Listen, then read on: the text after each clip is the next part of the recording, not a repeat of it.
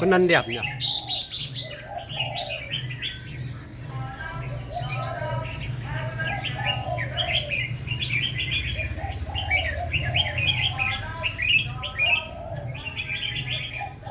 Ui, sùng bố.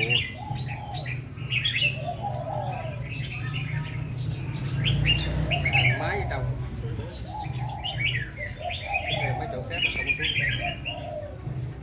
Giờ trên tay chỗ nào nó xuống. Dằn ở trên. Trăng dây. Trăng dây hết trơn. Nó nhìn thấy con ở trong này à.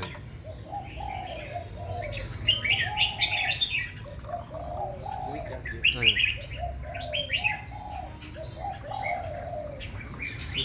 Chú đưa con về đưa cho người ta thay nông rồi.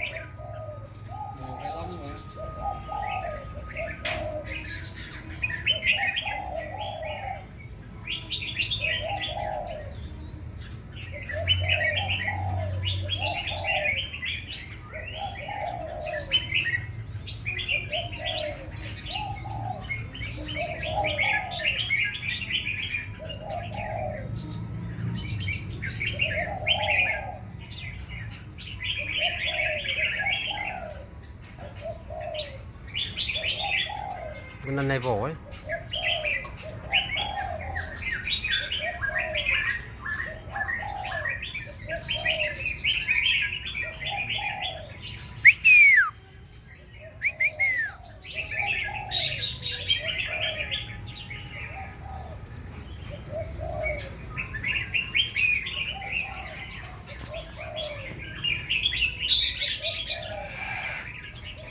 Thế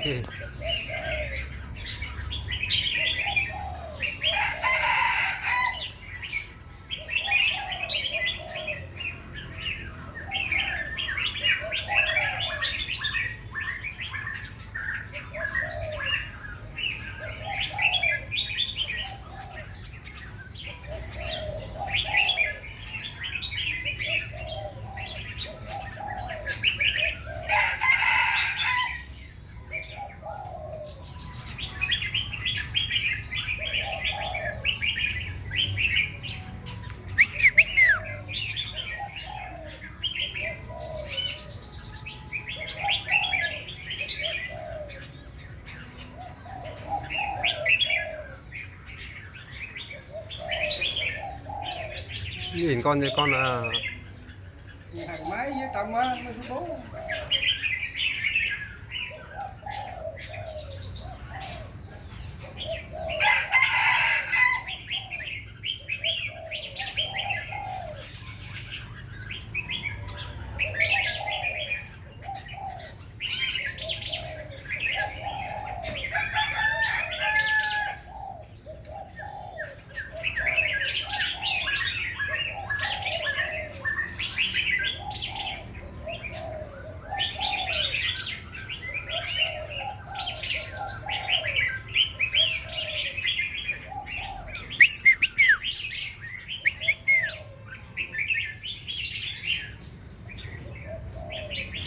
chủ quê.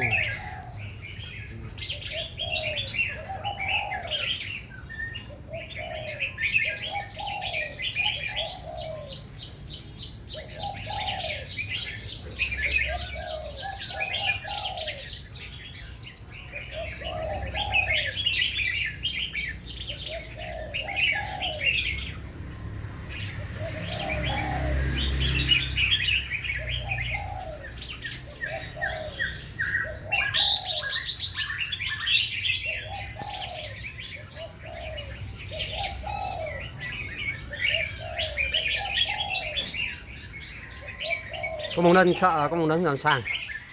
Có mông nân làm sang chơi nó. Con nồng vuông ấy.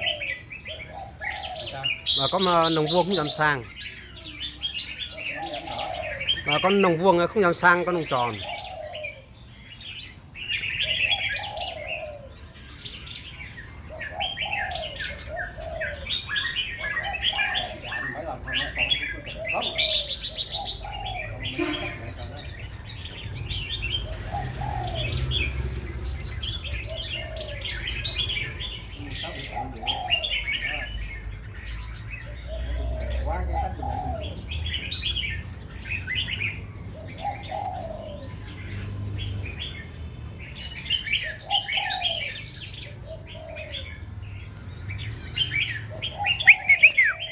Đây chưa nại đó.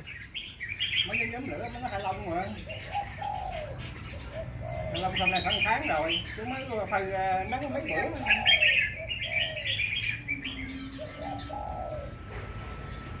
Chai đẹp lắm, chai quần dữ lắm.